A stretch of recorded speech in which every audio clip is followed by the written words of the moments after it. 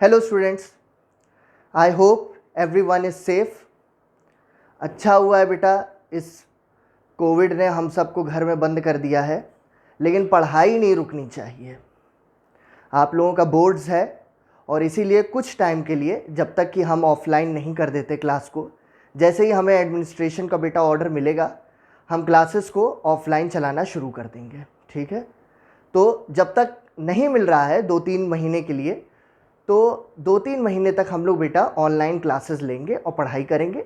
और फिर जब हम ऑफलाइन में आएंगे तो पहले जो बच्चों का डाउट्स है उनको क्लियर करेंगे और फिर हम लोग मूव करेंगे नेक्स्ट टॉपिक पर। ठीक है, अब आज जो ये वीडियो है, ये वीडियो हमने बेटा सभी बच्चों के लिए डाली है। जो बच्चे हमारे यहाँ पढ़ रहे हैं उनके लिए भी, और जो बच्चे नहीं पढ़ रहे हैं और उन्होंने लीगल स्टडीज़ को ऑप्ट किया है उनके लिए भी, कि जो बच्चे लीगल स्टडीज़ के लिए अभी एडमिशन नहीं लिए हैं और थोड़ा सा परेशान हैं कि बुक्स नहीं हैं, कैसे पढ़ाई होगी, तो उनके लिए कि बिल्कुल परेशान होने की ज़रूरत नहीं है, बिल्कुल रिलैक्स रहिए। लीगल स्टडीज़ के लिए बिल्कुल परेशान मत होइए। आज जो ये हम पढ़ाने जा रहे हैं लेक्चर, ये बेटा अगर न्यू स्टूडेंट्स जो हमारे हैं उनको बेटा अगर समझ में आता है तो डिस्क्रिप्शन बॉक्स में जो हमारे कॉन्टैक्ट नंबर्स हैं उन पर आप जा करके कॉल करके व्हाट्सएप करके आप सारी इन्फॉर्मेशन ले सकते हैं। मीटिंग आईडी पासवर्ड आपको मिल जाएगी। आराम से ट्रायल्स लीजिए, ट्रायल्स लेने के बाद तब सोचिए कि आपको एडमिशन लेना है कि नहीं लेना है। ठीक है, और चैनल को सब्सक्राइब कर लीजिए ताकि सारे बच्चों को जो भी हम लेटेस्ट वीडियो बनाएंगे, जनरल नॉलेज की वीडियो बनाएंगे, वो सब आपको मिल सके। ठीक है, अभी नया है तो इसलिए हम ग्रुप्स पे भेज रहे हैं अभी वीडियोस को, फिर बाद में ग्रुप्स पर नहीं भेजेंगे, वो सीधे आपके मोबाइल पे नोटिफिकेशन पे आ जाएगा जब आप सब्सक्राइब कर लेंगे चैनल। ठीक है, तो स्टार्ट करते हैं। सबसे पहले कि लीगल स्टडीज़ में जो आपका बेटा 4th पॉइंट है, प्रॉपर्टी लॉ, उसको हम पढ़ रहे हैं। ठीक है, तो वो हम पढ़ रहे हैं जो कि हार्डली 10 दिन के अंदर और है। 1 महीने से हम प्रॉपर्टी लॉ पढ़ रहे हैं और 10 दिन में वो पूरा कंप्लीट हो जाएगा। ठीक है, तो जो नए बच्चे हैं वो लोग जब एडमिशन लेंगे तो उनके लिए हम अलग से एक सेशन चला देंगे, उन बच्चों का सारा कवर कर देंगे। ठीक, तो चलते स्टार्ट करते हैं। आज ट्रांसफर ऑफ प्रॉपर्टी एक्ट में हम बात करेंगे बेटा लीज के बारे में। लीज क्या होती है और लीज डिफाइंड कहां है। सेक्शन 105 to 117 लीज जो है डिफाइंड की गई है under transfer of property act. अब जानेंगे कि भैया ये लीज होता क्या है, हम क्या जाने लीज क्या है। चलिए एक एग्जांपल से समझते हैं। लीज का मतलब होता है कि आप अपनी प्रॉपर्टी किसी और इंसान को दे देते हैं कुछ टाइम के लिए। कुछ टाइम के लिए, लिमिटेड टाइम के लिए आप अपनी प्रॉपर्टी का जो बेटा पोजीशन है वो आप किसी पर्सन के नाम ट्रांसफर कर देते हैं कि वो भैया बेनिफिट्स उठाए आपकी प्रॉपर्टी का, और उसके कंसिडरेशन में, मतलब उसके बदले में आपको क्या चाहिए, पैसा चाहिए, आपको रेंट चाहिए या फिर कोई और सर्विस चाहिए आपको उससे, जो कि लीगल सर्विस हो, तो वो आपके शर्त के अनुसार आपको मिलती है, जैसी आपकी शर्त हो, जैसा आपका कंसिडरेशन हो। अब लीज का मतलब होता है कि मान लीजिए आपकी इमूवेबल कोई प्रॉपर्टी है।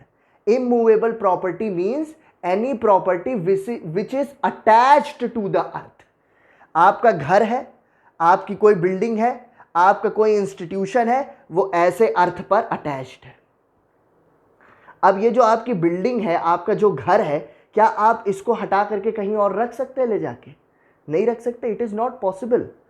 सो हम उसको कहेंगे कि it is a immovable property. Immovable properties are always attached deeply to the earth. ठीक है, तो यहां लीज में बेटा हम बात करते हैं इमूवेबल प्रॉपर्टी के बारे में। मान लीजिए आपकी कोई घर है, आपकी कोई बिल्डिंग है, आपने कोई एक बहुत बड़ा सा लॉज है आपका, भाई इमूवेबल प्रॉपर्टी है, आप उसको बेटा किसी और इंसान को लीज पर देते हैं। कुछ टाइम के लिए लिमिटेड इंटरेस्ट आप अपना ट्रांसफर करते हैं किसी और को। ओनरशिप नहीं ट्रांसफर करते, ओनर आप ही है उस प्रॉपर्टी के, लेकिन कुछ टाइम के लिए आप लिमिटेड इंटरेस्ट ट्रांसफर कर देते हैं।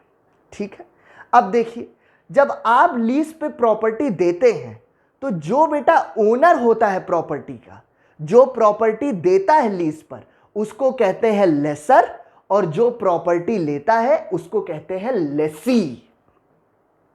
आपकी कोई प्रॉपर्टी है, आप उस प्रॉपर्टी के ओनर हैं, ठीक है। अब आपसे हमने वो प्रॉपर्टी ली कुछ टाइम के लिए, तो आप हो गए लेसर, हम हो गए लेसी। अब आप लेसर क्यों हैं? क्वेश्चन आता है कि भैया आप लेसर हैं क्यों? तो आप लेसर इसलिए हैं क्योंकि ओनरशिप आपके पास है प्रॉपर्टी की। प्रॉपर्टी के ओनर कौन है? आप हैं। तो जब प्रॉपर्टी के बेटा ओनर आप हैं तो भैया ट्रांसफर करने का राइट आप ही के पास तो होगा ना, हमारे पास तो होगा नहीं, या किसी और के पास तो होगा नहीं, आप ही के पास होगा, because you are the owner of that particular property.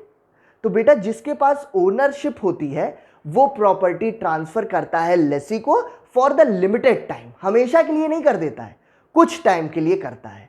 तो हम अगर आपसे आपकी प्रॉपर्टी लेते हैं लीज पर, तो हम भाई उस प्रॉपर्टी के बेनिफिट्स उठाएंगे, उस प्रॉपर्टी में अपना बिजनेस चलाएंगे, जो भी करेंगे, और उसके कंसिडरेशन में, उसके बदले में हम आपको पैसा देंगे, रेंट देंगे, या फिर जो भी आपसे हमारा जो है कंसिडरेशन हुआ हो। भाई अगर एग्रीकल्चर लैंड है उसको आपने लीज पर हमें दी है, अगर आपने कोई एग्रीकल्चर लैंड के ओनर आप हैं और आप उस प्रॉपर्टी को लीज पे हमें देते हैं और हम उस एग्रीकल्चर लैंड पे क्रॉप्स उगा रहे हैं, सब्जियां उगा रहे हैं, गेहूं उगा रहे हैं, चावल की फसलें हैं, तो भाई जब हमारे पास चावल सब्जी सब होगा उसमें से पैदा, तो हम वो आपको दे देंगे पैसे की जगह।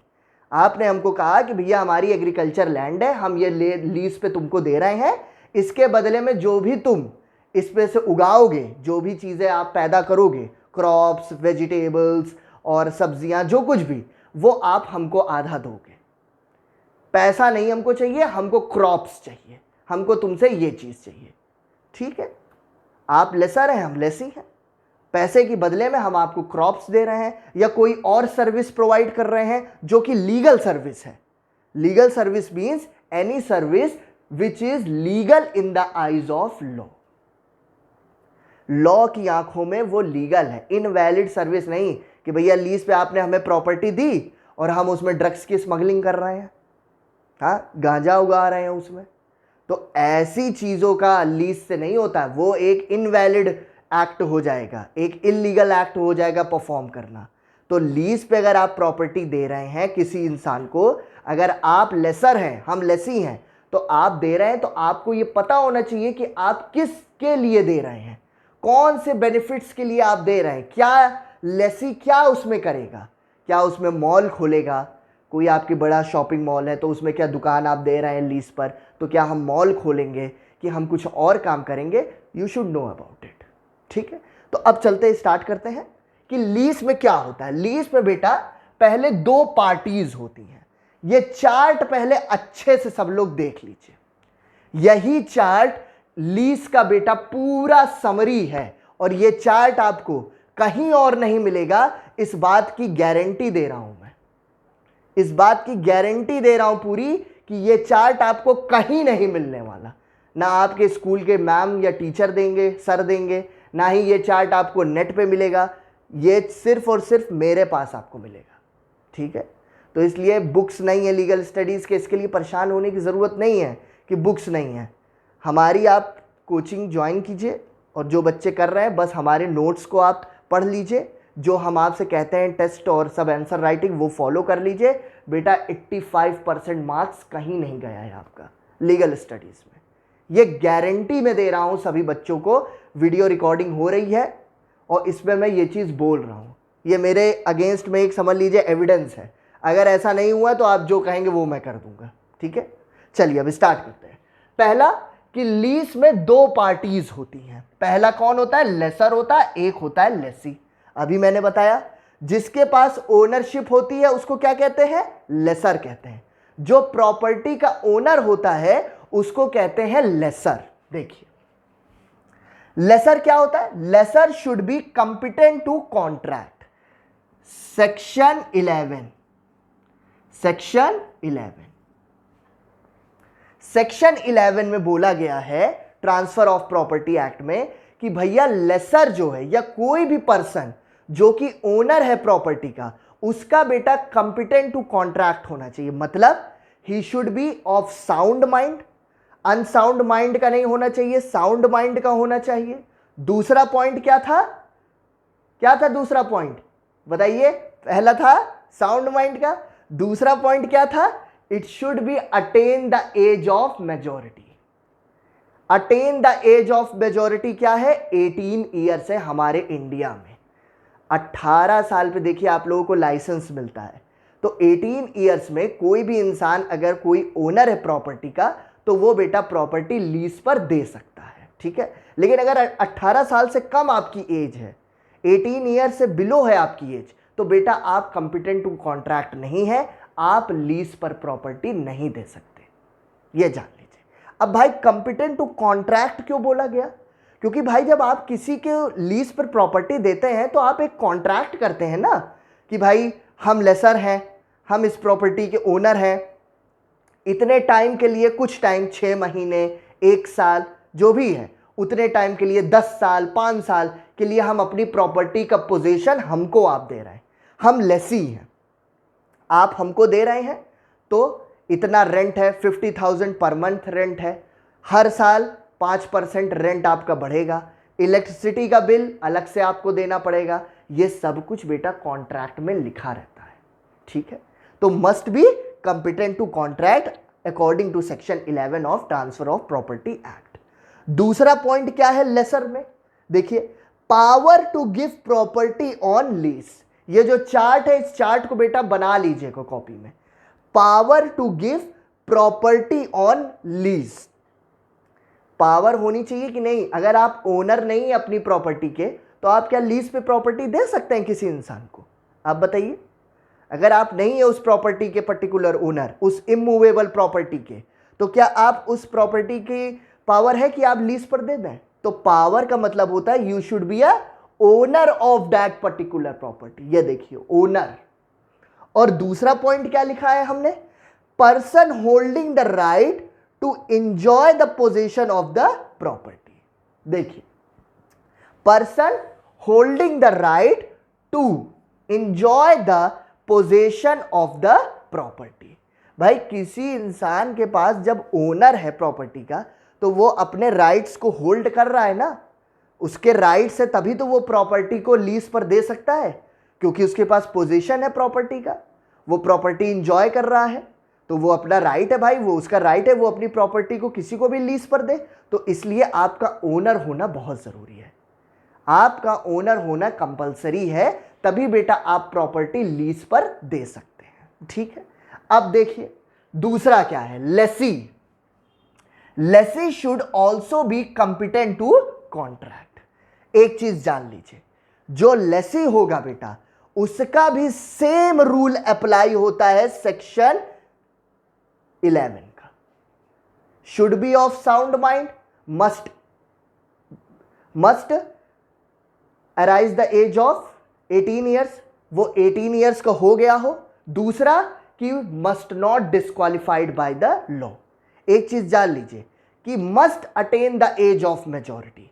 भाई जो लेसी होगा वो भी बेटा 18 ईयर्स का होना मस्ट है, याद से एकदम ध्यान से सुनो।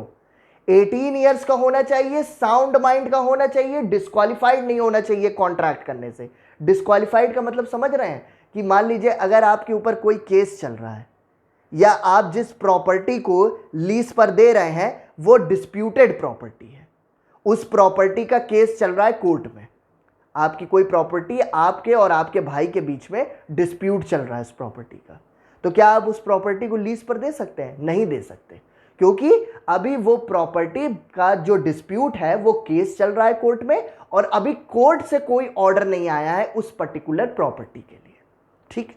तो इसलिए कंप्यूटर टू कॉन्ट्रैक्ट होना चाहिए सेक्शन 11। अब दूसरा आता है ट्रांसफर ऑफ लिमिटेड इंटरेस्ट। ध्यान से सुनो, ट्रांसफर ऑफ लिमिटेड इंटरेस्ट। बेटा जब आप लीज पर कोई प्रॉपर्टी देते हैं तो बेटा आप पोजीशन देते हैं, आप ओनरशिप ट्रांसफर नहीं करते। आप अगर हमको अपनी प्रॉपर्टी कुछ टाइम के लिए दे रहे हैं तो क्या ओनरशिप ट्रांसफर कर दे रहे हैं? भैया अगर आप ओनरशिप ट्रांसफर कर रहे हो तब तो आप सेल कर दिए प्रॉपर्टी, तब तो आपने प्रॉपर्टी हमको बेच दी। अब हम उस प्रॉपर्टी की चाहे जो करें, तो हम आपको रेंट क्यों देंगे, हम आपको प्रीमियम क्यों देंगे? क्यों देंगे हम आपको प्रीमियम, जब आपने ओनरशिप ही हमें दे दी, हम उस प्रॉपर्टी के मालिक हो गए, तब तो हम देंगे नहीं आपको। तो इसलिए जो बेटा प्रॉपर्टी का ओनर होता है वो ट्रांसफर करता है क्या, लिमिटेड इंटरेस्ट। लिमिटेड इंटरेस्ट को ट्रांसफर करता है किसके फेवर में, फेवर इन लीज। लीज के लेसी के फेवर में वो ट्रांसफर ऑफ इंटरेस्ट को करता है, ट्रांसफर लेसी के फेवर में होता है वो चीज। अब यहां देखिए, transfer of right to enjoy the property. भाई ट्रांसफर करता है वो क्या, राइट को ट्रांसफर करता है to enjoy the property. Property के बेनिफिट्स को एंजॉय करने के लिए जो लेसर होता है वो लेसी को क्या करता है, ट्रांसफर करता है। क्या करता है, लिमिटेड इंटरेस्ट। और लिमिटेड इंटरेस्ट जब बेटा वो ट्रांसफर करता है तो उसके लिए वो ये कहता है कि भैया ये प्रॉपर्टी हम लीज पे दे रहे हैं आपको, इस प्रॉपर्टी का पोजीशन हम आपको दे रहे हैं 5 साल के लिए। फॉर एग्जाम्पल 5 साल के लिए हम दे रहे हैं, तो 5 साल तक आप इस प्रॉपर्टी के सारे बेनिफिट्स को आप उठाएंगे, सारे बेनिफिट्स को एंजॉय करेंगे। उसमें लेसर आपको दे दिया पोजीशन, ठीक है। यही ये दूसरा पॉइंट कह रहा है, ठीक। अब तीसरा पॉइंट देखिए क्या है, lessee should be for a certain period of time. जो लीज पर प्रॉपर्टी दी जाती है वो बेटा सर्टेन पीरियड ऑफ टाइम के लिए दी जाती है। ये नहीं कि हमेशा के लिए दे दिए, हमेशा के लिए दे दिए तब तो मतलब आपने ओनरशिप ट्रांसफर कर दी, फिर भाई मालिक हो गया लेसी, आप लेसर थे, आपने ओनरशिप दे दी, लेसी मालिक हो गया। तो जो लीज पे प्रॉपर्टी दी जाती है वो कुछ टाइम के लिए दी जाती है, फॉर द लिमिटेड टाइम, ठीक है। अब देखिए जो लिमिटेड टाइम होगा वो क्या होगा, सर्टेन और fixed time period. Fixed time period होगा, फॉर एग्जांपल 10 साल। 10 साल के लिए हमने अपनी प्रॉपर्टी आपको लीज पर दे दी, तो हम क्या हो गए, हम लेसर हो गए क्योंकि हमारी प्रॉपर्टी है, हम ओनर हैं, और आपको हमने दिया है तो आप क्या हो गए, लेसी हो गए, ठीक है। तो फिक्स्ड टाइम होगा या फिर बेटा परपेचुटी पे होगा। परपेचुटी पे मतलब कि भाई मंथली आप हमको मंथली रेंट दे रहे हैं, मान लीजिए 30 ये जो है 1000 पर मंथ रेंट है, तो 30,000 रुपये पर मंथ आप हमको रेंट दे रहे हैं। अब जो भी होगा, चाहे वो सर्टेन हो फिक्स्ड पीरियड के लिए, चाहे वो परपेचुटी हो, वो बेटा as per agreement between the parties. ध्यान से देखो, as per agreement between the parties. जो कॉन्ट्रैक्ट हुआ है लेसर और लेसी के बीच में, उस कॉन्ट्रैक्ट के अकॉर्डिंग ये भैया डिसाइड होगा कि प्रॉपर्टी कितने टाइम के लिए दी गई है, और प्रॉपर्टी का टाइम जब दिया गया है तो जो रेंट होगा वो कैसे होगा, ईयरली रेंट होगा या पीरियोडिकली रेंट होगा या मंथ टू मंथ रेंट होगा। हर महीने रेंट लिया जा सकता है, साल में एक बार पूरे महीने साल का रेंट लिया जा सकता है। जिस तरीके से जो है एग्रीमेंट में लिखा होगा बिटवीन द पार्टीज, उस तरीके से वो जो है परफॉर्म करेंगे, ठीक। अब देखिए, consideration to paid to lessor by Lesi.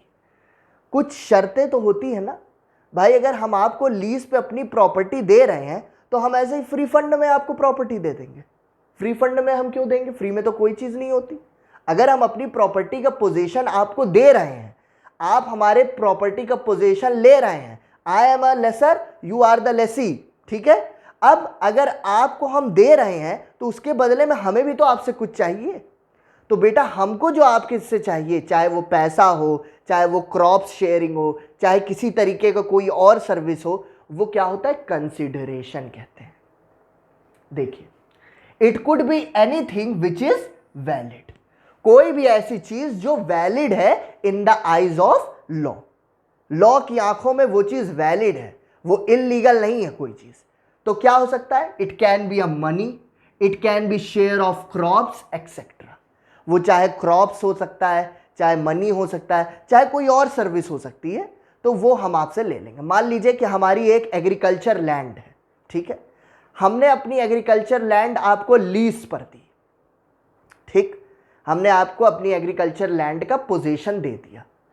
हम क्या हो गए, लेसर हो गए, आप क्या हो गए, लेसी हो गए। ओनरशिप हमारे पास है, कुछ टाइम के लिए limited transfer of limited interest, कुछ टाइम के लिए हमने अपने एग्रीकल्चर लैंड को आपके नाम पे ट्रांसफर किया है, ठीक है, पोजेशन ट्रांसफर किया है, और उसके बदले में हमको आपसे पैसा नहीं चाहिए उस एग्रीकल्चर लैंड का।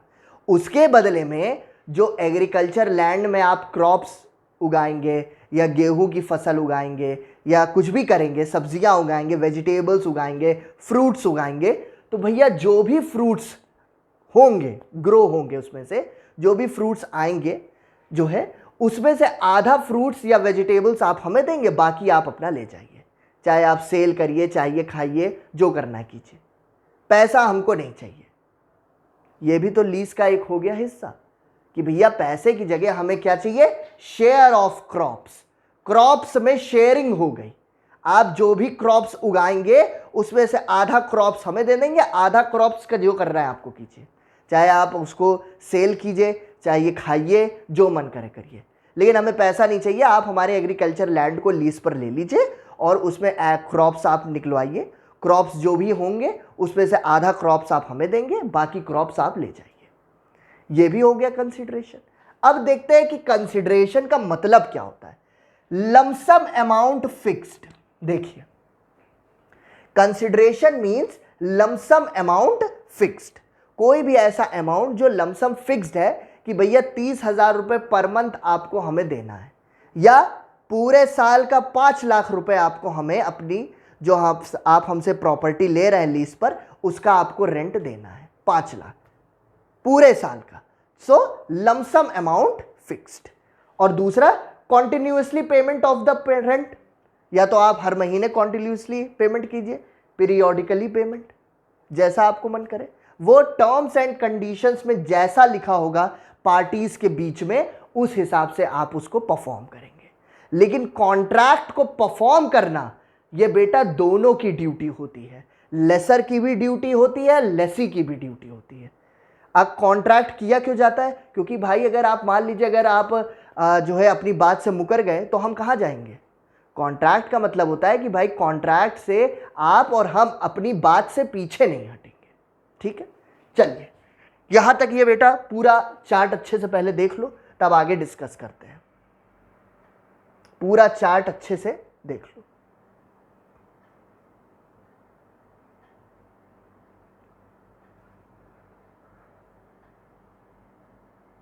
ठीक है, पूरा अच्छे से बना लीजिए नोट्स में। यही बेटा पूरे लीज का एक समरी है, पूरे लीज का यही सिर्फ एक समरी हम आपको बता रहे हैं, इसी पर पूरा लीज बेस्ड है ये चार्ट। और यही चार्ट अगर बना दिया एग्जाम में तो एग्जामिनर देखेगा ही नहीं कि चार्ट के नीचे आपने लिखा क्या है फिर लीज के बारे में, वो इसी पर मार्क्स दे देगा आपको, कंफर्म गारंटी दे देगा। देख लीजिए,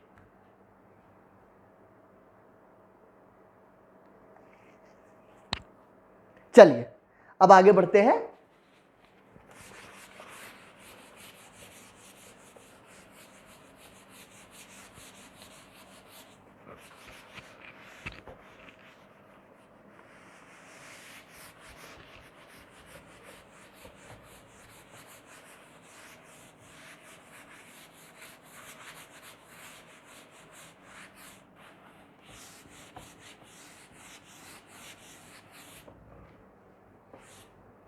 चलिए अब आते हैं सेक्शन 105 में। सेक्शन 105 जो कि बात करता है लीज की। लीज के बारे में 2-3 पॉइंट्स लिखेंगे, वही लीज है। पहला कि lease is a transfer of limited interest. Limited interest.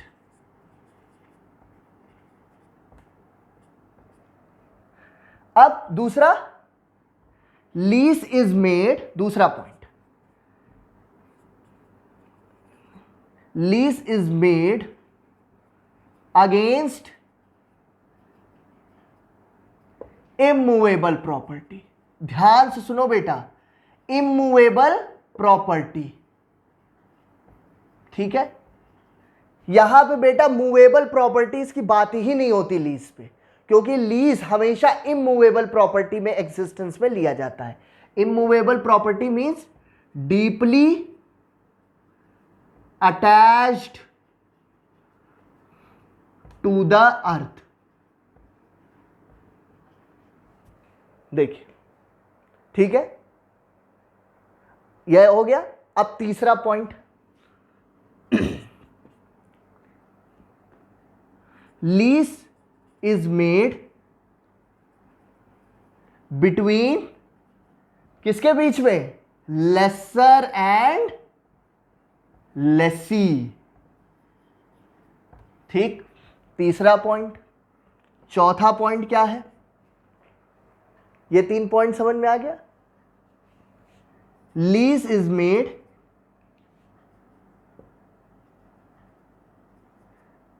Against consideration of money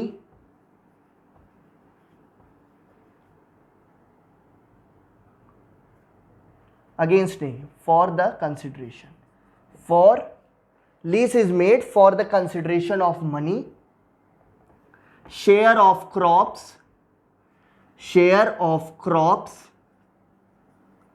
service etcetera. ठीक, फिफ्थ पॉइंट, 3 पॉइंट समझ में आ गया, 4 पॉइंट्स। अब fifth, in lease only the possession is transferred, possession is transferred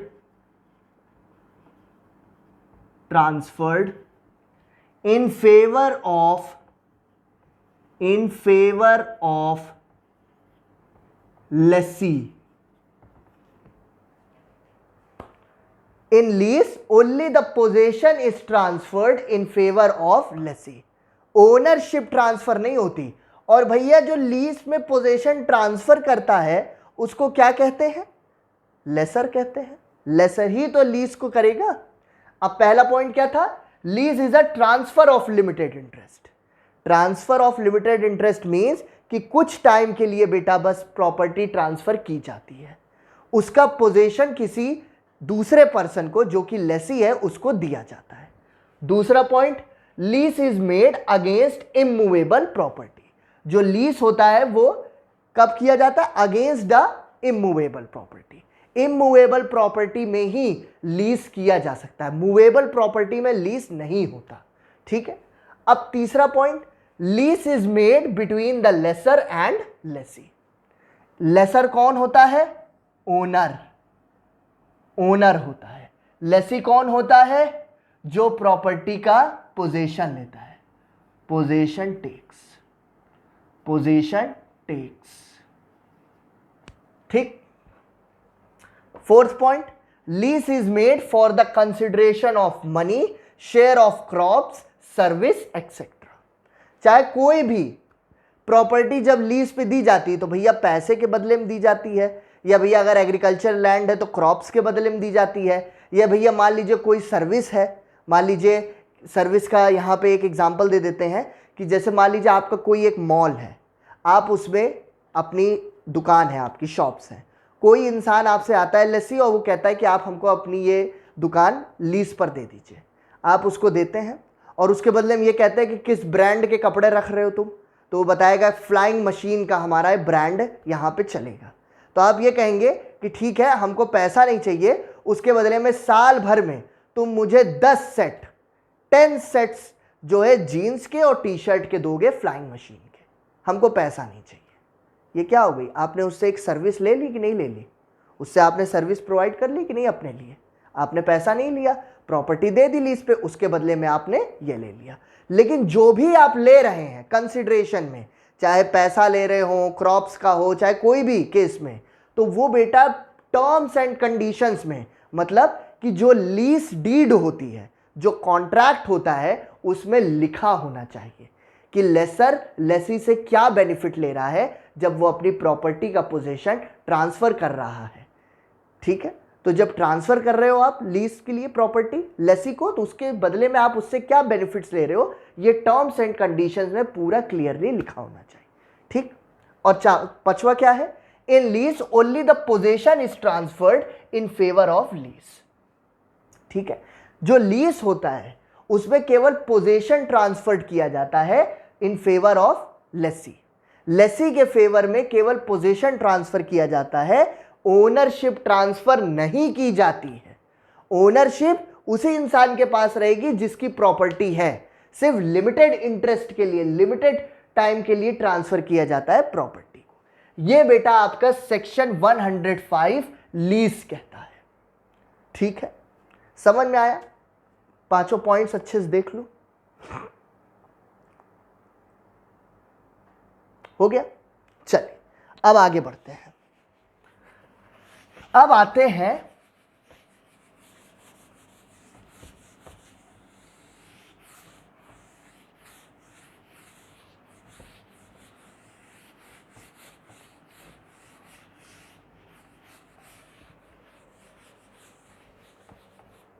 अब बात करेंगे essentials of lease. Essentials of lease. ठीक है, पहला इसेंशियल है लेसर।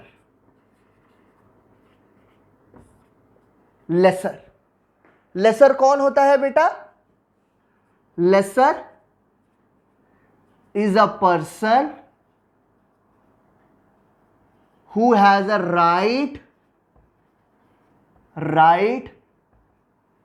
to क्या? Transfer of property. ट्रांसफर करने का राइट होना चाहिए, ट्रांसफर ऑफ प्रॉपर्टी। चार्ट में देखिए यही लिखा था कि नहीं, टू पार्टीज लेसर के में। Lessor is a person who has a right to transfer of property. अब देखिए दूसरा पॉइंट, दूसरा लेसर में क्या लिखेंगे? He should be competent to contract. ठीक, he should be competent to contract. तीसरा point, must attain the age of majority. यही बताए थे कि नहीं बताए थे चार्ट में? Must attain the age of majority means 18 years. Fourth point, should be of sound mind. ठीक, पांचवा पॉइंट क्या है? अब देखिए, lessor is a person who has a right to transfer the property.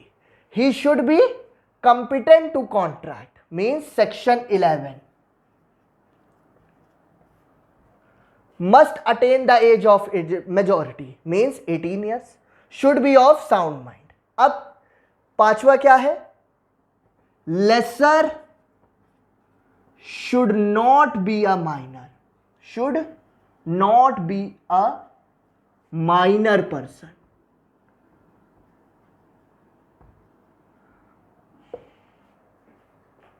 Laser should not be a minor person. बेटा ये essentials का first point है लेसर के बारे में। ये 5 पॉइंट है लेसर के बारे में। ठीक है, यही 5 पॉइंट लिख दिए एग्जाम में, बस फुल मार्क्स मिलेगा, कुछ नहीं लिखना है और आपको, यही 5 पॉइंट्स लिख दो। ठीक है, पहला, lessor is a person who has a right to transfer the property. दूसरा, he should be competent to contract means section 11 का पूरी कंडीशंस फुलफिल होनी चाहिए, पूरा 18 ईयर्स का होना चाहिए, साउंड माइंड का होना चाहिए, must not disqualified by contracting the law. ठीक, तीसरा, must attain the age of majority, 18 years attain the age of majority है। Fourth, should be of sound mind, sound mind का होना चाहिए। अनसाउंड माइंड का पर्सन कभी भी बेटा लीज पर प्रॉपर्टी अपनी नहीं दे सकता। दिमाग में क्लियर रखो, जो अनसाउंड माइंड का पर्सन होगा वो अपनी प्रॉपर्टी लीज पर नहीं दे सकता। क्यों नहीं दे सकता? क्योंकि बेटा वो इनकेपेबल है समझने के लिए। अब आप कहेंगे उसके बिहाफ पे कोई दे दे प्रॉपर्टी लीज पर, तो बेटा बिहाफ पर भी नहीं। क्यों नहीं? क्योंकि वो ओनर है प्रॉपर्टी का, वो ओनर है प्रॉपर्टी का। इसलिए अगर वो अपनी प्रॉपर्टी लीज पर देना चाहता है तो बेटा यहां पर ये प्रोसीजर होगा कि अगर उसका कोई लीगल हेयर है तो वो दे सकता है प्रॉपर्टी लीज पर, लेकिन with the consent of owner. Owner की कंसेंट होना मस्ट है। अब ओनर अगर अनसाउंड माइंड का है तो उस कंडीशन में जब वो लीगल हेयर है, अगर उसके नाम पे प्रॉपर्टी ट्रांसफर हो गई है तो बेटा वो दे सकता है, क्योंकि अब वो ओनर हो गया प्रॉपर्टी का। लेकिन जब तक वो ओनर नहीं है तब तक वो लीज पर प्रॉपर्टी नहीं दे सकता। पांचवा point, lessor should not be a minor person. 18 year से कम का कोई अगर लड़का या लड़की है तो वो बेटा लीज पर प्रॉपर्टी नहीं दे सकता।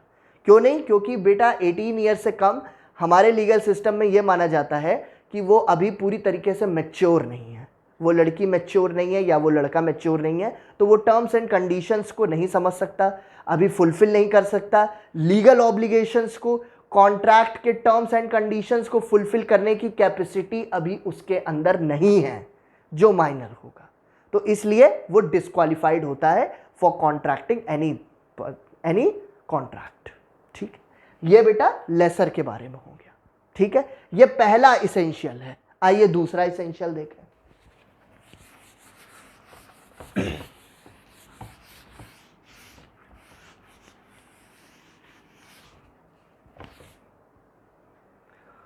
दूसरा इसेंशियल, लेसी। सेम बेटा चलेगा। इसके लिए क्या होता है? A person who is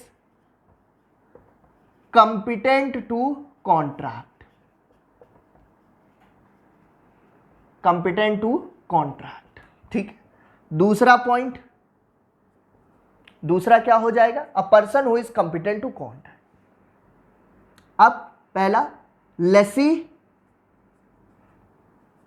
should attain the age of majority, age of majority. ठीक है। Third point, should not be a minor person, minor person. ठीक है, एक छोटा बच्चा या 18 ईयर्स से कम का इंसान वो बेटा प्रॉपर्टी लीज पर नहीं ले सकता। Fourth, property possession is transferred, possession is being transferred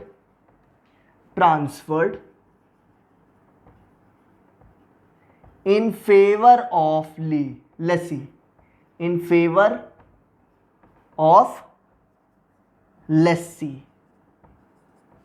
बस देखिए, पहला a person who is competent to contract, दूसरा lessee should be attain the age of majority means 18 years, should not be a minor person, minor person नहीं होना चाहिए, properties possession is being transferred in favour of lessee. जो property का position है वो बेटा transfer किया जाता है लेसी के फेवर में। ओनरशिप बेटा ट्रांसफर नहीं की जाती। ओनरशिप किसके पास रहेगी? लेसर के पास रहेगी। लेसर कौन है? जो ओनर है पर्टिकुलर उस प्रॉपर्टी का, पर्टिकुलर उस इमूवेबल प्रॉपर्टी का। ठीक है, यह हो गया दूसरा पॉइंट। देख लीजिए, कोई दिक्कत समझ में आ गया? अब आते हैं तीसरे पॉइंट पे।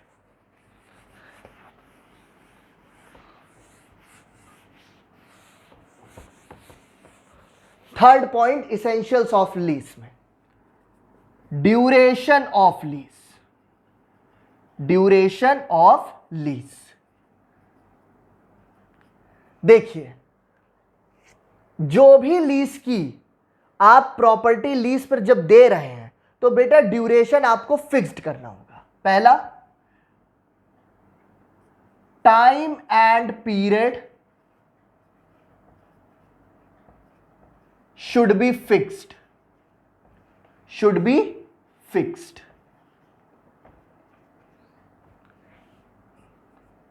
ठीक है, time and period should be fixed. पहला, जिस समय आप प्रॉपर्टी लीज पर दे रहे हैं तो उस समय बेटा आपको लिखना होगा कि भैया हम लेसर हैं, ओनर ऑफ द प्रॉपर्टी, हम अपनी प्रॉपर्टी लीज पर दे रहे हैं इस इंसान को। For example a owner, lessor है ये, ठीक है, अपनी प्रॉपर्टी बी को दे रहा है, लेसी।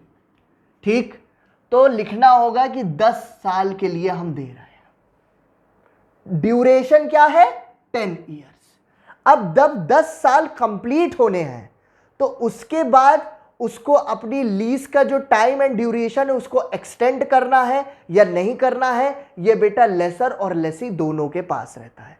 अगर लेसर चाहेगा तो वो टाइम पीरियड एक्सटेंड करेगा, अगर वो नहीं चाहेगा तो वो नहीं करेगा। लेसी चाहेगा कि भैया 10 साल के बाद हमारा अब टाइम पीरियड खत्म होने वाला है, तो वो लेसर के पास जाएगा, कहेगा भैया प्रॉपर्टी का लीज का टाइम खत्म होने वाला है, अभी हमको 10 साल के लिए और चाहिए प्रॉपर्टी, हम अपना बिजनेस सेटअप किए हैं, तो आप जो है दे दीजिए। तो बेटा वहां पे लेसर के ऊपर है कि लेसर देना चाहता है कि नहीं, क्योंकि उसके पास ओनरशिप है।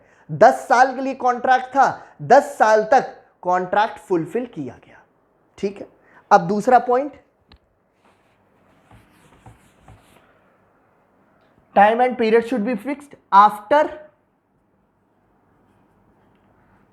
The expiry of time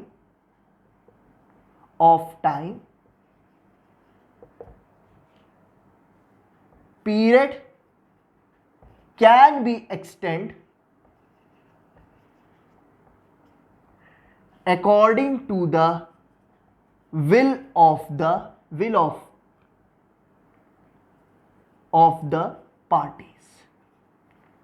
parties की जो भी मर्जी होगी उसके अकॉर्डिंग टाइम पीरियड एक्सटेंड किया जा सकता है।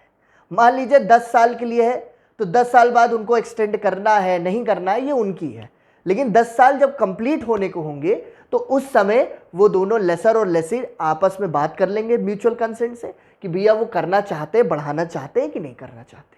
ठीक है, बस time of duration of lease में बस ये 2 पॉइंट्स हैं, दोनों पॉइंट्स लिख लीजिए। ठीक, अब आते हैं बेटा 4th पॉइंट पे। 4th पॉइंट है कंसीडरेशन। 4th point consideration. ठीक है, कंसीडरेशन मींस कि लेसर को क्या चाहिए अपनी प्रॉपर्टी, अगर वो लीज पर दे रहा है तो लेसी से क्या एडवांटेज उसको मिलेगा। तो कंसीडरेशन का means anything which is, chart में लिखवाया था ना कंसीडरेशन में, anything which is valid in the eyes of law. दूसरा point, it can be share of crops, money, any service etcetera. 2 points बस, ज्यादा नहीं लिखवाएंगे, सिर्फ 2 point. Anything which is valid in the eyes of law, कोई भी ऐसा consideration आप ले रहे हैं जो वैलिड है, लीगल है लॉ की नजरों में। दूसरा, it can be a share of crops, भाई एग्रीकल्चर लैंड का एग्जांपल दिए तो क्रॉप्स की शेयरिंग, या फिर मनी है तो मनी चाहिए हमें पर मंथ या ईयरली रेंट चाहिए, लीज पे प्रॉपर्टी हमने दी है, या फिर कोई और सर्विस आपको चाहिए लेसी से। लेकिन जो भी आप सर्विस ले रहे हैं लेसी से वो बेटा वैलिड होनी चाहिए, लीगल सर्विस होनी चाहिए। लीगल, देखिए लिख दे रहा हूं, the service should be legal, ठीक है, कोई भी सर्विस है the service should be a legal. ठीक, ये हो गया बेटा आपका 4th point, essentials of lease में। ठीक, आइए 5th पॉइंट पे। आते हैं फिफ्थ पॉइंट क्या है, बहुत छोटा सा है।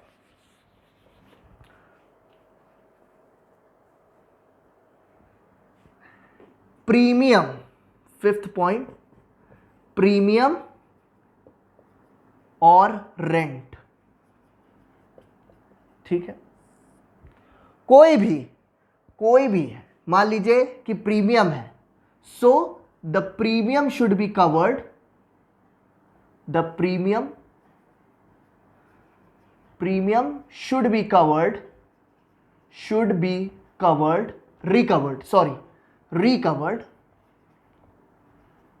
recovered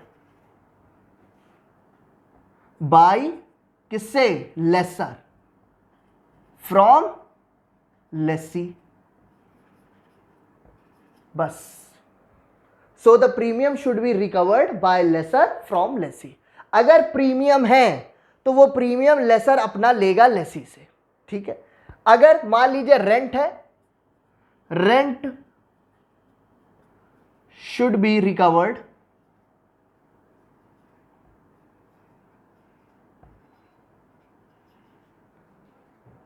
according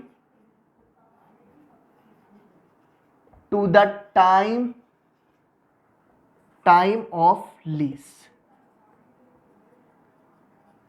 कोई भी रेंट है, मान लीजिए 30,000 रेंट है, तो 30,000 पर मंथ अगर रेंट है तो पर मंथ लेसर लेगा, किससे लेगा, लेसी से। लेसर कौन है, ओनर है। ठीक, rent should be recovered according to the time of lease. 30,000 अगर मान लीजिए पर मंथ है तो लेसर ओनर है प्रॉपर्टी का, वो बेटा 30,000 पर मंथ रिकवर करेगा अपना प्रीमियम या रेंट, किससे, लेसी से। बस 2 पॉइंट, ज्यादा नहीं, बस 2 पॉइंट लिखो, फिनिश्ड। लेकिन जो लिखो एग्जाम में, CISC बोर्ड में जो भी आप लिखेंगे एकदम सटीक होना चाहिए। और जो बेटा चार्ट मैंने स्टार्टिंग में बनवाया था उसको तो इग्नोर करना मत, सारे बच्चे कॉपी में उसको लिख लीजिए, उस चार्ट को बना लीजिए, ताकि जब शाम को हम क्लास आपकी लेंगे तो कम से कम वो चार्ट आपके कॉपी में बना होना चाहिए। ठीक है, तो फिर हम आपको नोट्स के साथ फिर डिस्कस करेंगे। ठीक है, देख लीजिए, ये आपका फिफ्थ पॉइंट है। ठीक, आते हैं, ये पूरा यहां तक बेटा था इसेंशियल्स ऑफ लीज तक। ठीक, अब आते हैं बेटा कि लीज कैसे दी जाती है, लीज हाउ मेड। चलिए,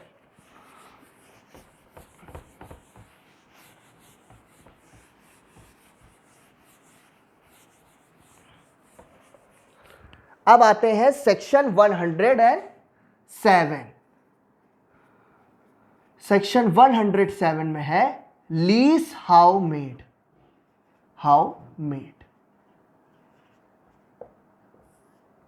लीज कैसे दी जाती है पहले।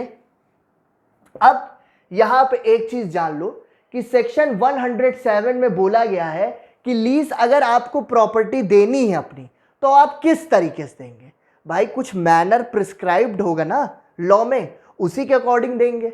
ऐसे तो नहीं कि कैसे भी दे दिए, तो मैनर प्रिस्क्राइब्ड होगा। जैसे अभी तक आपने पढ़ते आ रहे हैं कि प्रॉपर्टी ट्रांसफर होती है तो कैसे होती है, उसी तरीके से होगी। क्योंकि यहाँ पे बेटा मूवेबल प्रॉपर्टी की बात ही नहीं होती, यहाँ सिर्फ इमूवेबल प्रॉपर्टी की बात हो रही है। तो यहाँ पे पहला बाय रजिस्टर्ड इंस्ट्रूमेंट।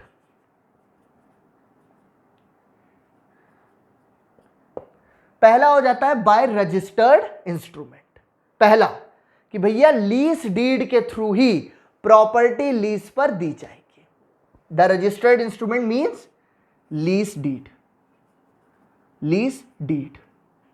ठीक, ये हो गया। अब दूसरा executed by both lessor and lessee. जो रजिस्टर्ड इंस्ट्रूमेंट है लीज डीड, वो एग्जीक्यूट कैसे होगा, दोनों की वजह से होगा ना। ओनर भी साइन करेगा जो लीज पे प्रॉपर्टी ले रहा है वो भी साइन करेगा, वो भी टर्म्स एंड कंडीशंस को मानेगा, जो लेसी है वो भी टर्म्स एंड कंडीशंस को मानेगा, तभी तो होगा। तो एग्जीक्यूटेड होता है by both lessor and lessee. अब जब एग्जीक्यूटेड होता है तो भैया ये देखा जाता है कि प्रॉपर्टी दी जा रही है तो कैसे, रेंटली दी जा रही है, रेंट बेसिस पे, रेंट पर मंथ। दूसरा rent per year, year to year.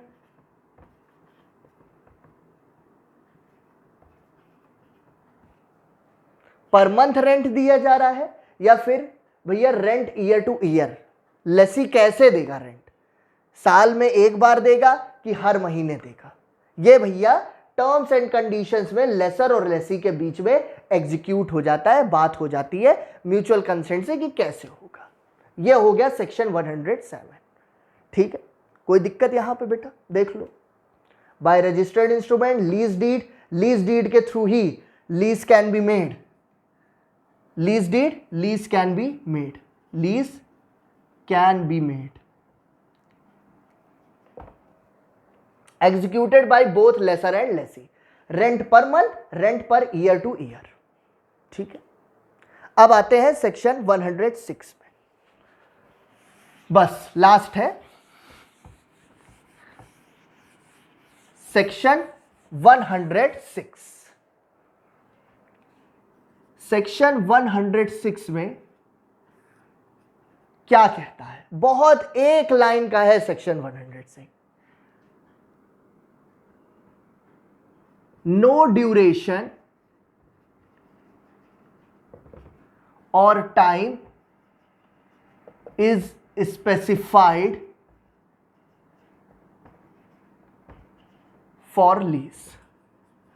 एक चीज जान लो, मैंने आप लोगों को एक चीज बताई थी कि जब बेटा प्रॉपर्टी लीज पर दी जाती है तो एटलीस्ट 1 साल के लिए दी जाती है। ठीक है, 1 साल के लिए देते ही देते हैं। लेकिन मान लीजिए अगर लेसी ये कह देता है कि सर हमको 1 साल के लिए नहीं चाहिए, लेसर से हम अभी अपना बिजनेस सेटअप करना चाहते हैं मान लीजिए, और साल भर में हो सकता है सर कि हमारा बिजनेस ना चल पाए।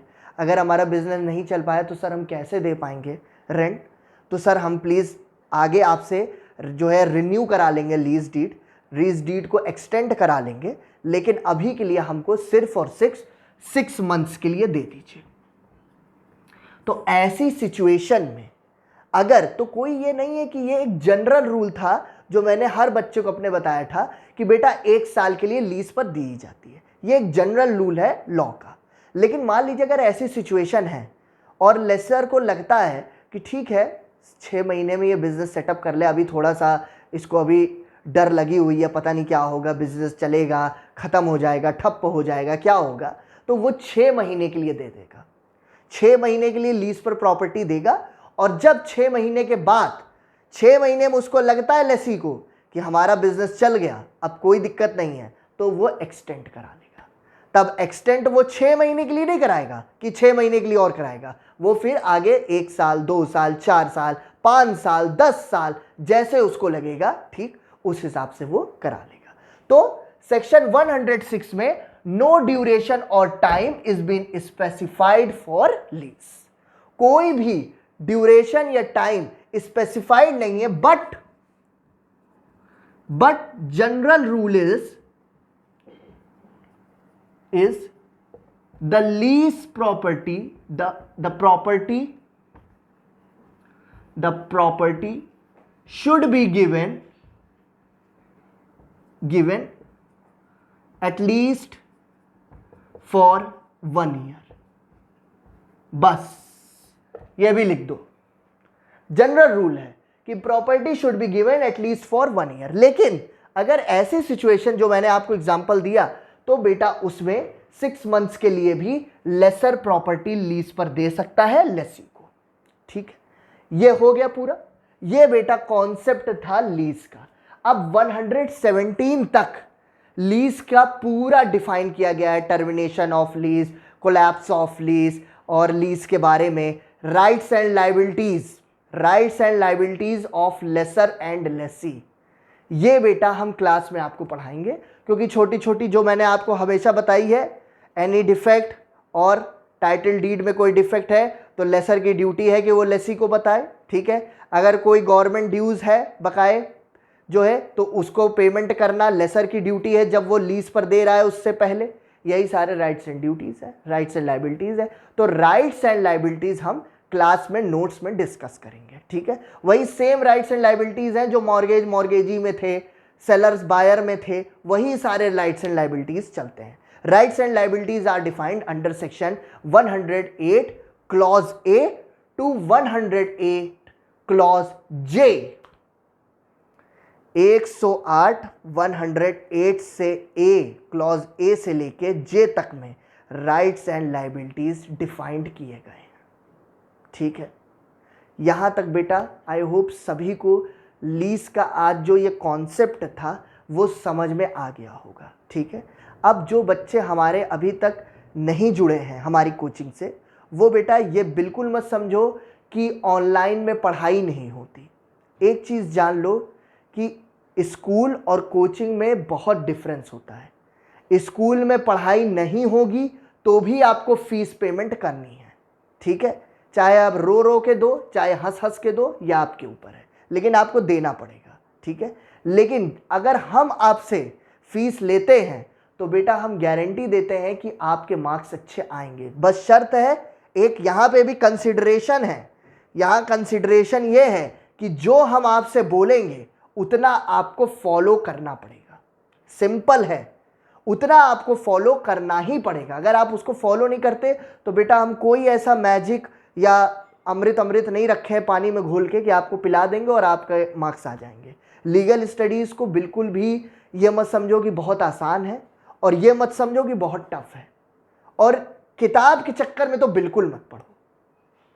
हमारी जो नोट्स हैं जो हम आपको देंगे, ट्रस्ट मी, उसके अलावा कुछ नहीं आएगा, कुछ भी बाहर से नहीं आएगा। CISC बोर्ड वाले कुछ नहीं बना पाएंगे क्वेश्चन, ये मेरी गारंटी है। इस वीडियो में मैं गारंटी आप सबको दे रहा हूं। तो जो बच्चे अभी एडमिशन नहीं लिए लीगल ओशन में, लीगल ओशन चैनल को सब्सक्राइब कर लीजिए, और ताकि आपको कोई भी नोटिफिकेशन, जैसे अभी हम जनरल लैंग्वेज जो है लीगल की नॉलेज के लिए वीडियोस बनाना शुरू कर रहे हैं, तो वो सब आपको मिल जाया करेगी लीगल स्टडीज से रिलेटेड। साथ ही साथ जो बच्चे नए हैं, एडमिशन लिए नहीं हैं, वो लोग डिस्क्रिप्शन बॉक्स में जो भी कॉन्टैक्ट्स नंबर दिए गए हैं उन कॉन्टैक्ट्स नंबर पर आप कॉल करके, व्हाट्सएप करके आप सारी इन्फॉर्मेशन ले सकते हैं। Meeting ID, password zoom app की आपको दे दी जाएगी, शेयर कर दी जाएगी, ताकि आप आराम से क्लास को ज्वाइन कर सकें। और क्लास ज्वाइन करके आप पहले ट्रायल्स ले लीजिए, समझ लीजिए आपको आ रहा है समझ में, नहीं आ रहा है समझ में, उसके बाद एडमिशन लेने के बारे में सोचिए। ट्रायल लेने में क्या जा रहा है आपका? हाँ, दिमाग में ये क्यों अपने आप से कॉन्सेप्ट बना लिए हो कि ऑनलाइन में पढ़ाई नहीं होती, ऑनलाइन में पढ़ाई नहीं होती। हाँ, जो बच्चे मेरे एडमिशन लिए हैं, समर्थ, गौरवी, सबका नाम याद है, आरनी, ज्योतिका, अदिति, और कौन है, सानवी, शेफाली और आरनी, ये सारे बच्चे जितने भी हैं, सभी बच्चे, आप बताओ ऑनलाइन में आपको समझ में नहीं आता जब पढ़ाते हैं? रिकॉर्डिंग सब कुछ तो मिलता है आपको। तो सभी बच्चे लाइक करिए, शेयर कर लीजिए, और प्लीज़ सब्सक्राइब कर लीजिए चैनल को, ताकि जो भी लीगल आपकी वीडियोस हम बनाएंगे वो आपको उस पर मिल सके, ठीक है। So see you in the next video, bye bye.